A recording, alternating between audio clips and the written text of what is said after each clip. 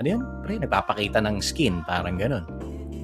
So Mm. parang may history Mm. siya, and at the same time parang marami na ring nagsasabi na violente nga tong taong to.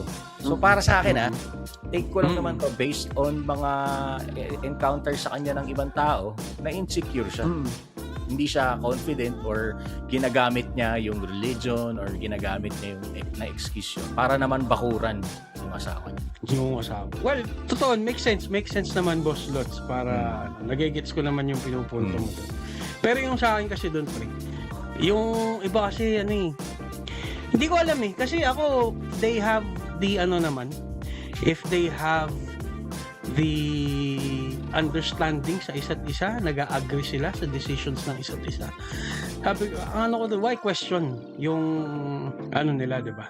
Doon naman ako mag-a-agree sa'yo.